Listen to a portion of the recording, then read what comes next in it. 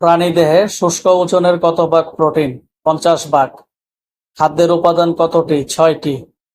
আমিষের গঠনের একক কি? Amino acid. মানবদেহে কয় ধরনের অ্যামাইনো অ্যাসিড রয়েছে? 20 ধরনের।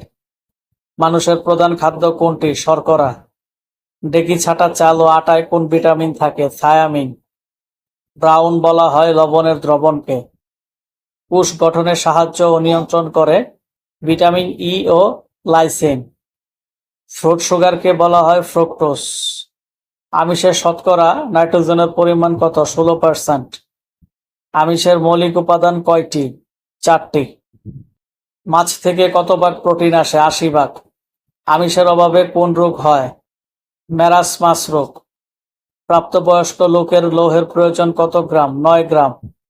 সর্বপ্রথম এইডস চিহ্নিত হয় আফ্রিকায়। মানবদেহে ওজনের মোট পানি থাকে 60 থেকে 75 ভাগ।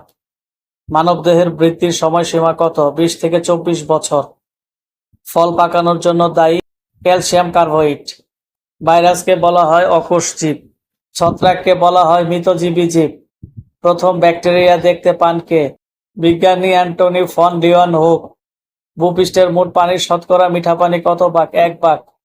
পানির ঘনত্ব সবচেয়ে বেশি 4 ডিগ্রি সেন্টিগ্রেডে। ওষুধ তৈরিতে পানি বিশুদ্ধ করা হয় পাতন প্রক্রিয়ায়। কাপড় কাচার মূল উপাদান কোনটি? Sodium stearate.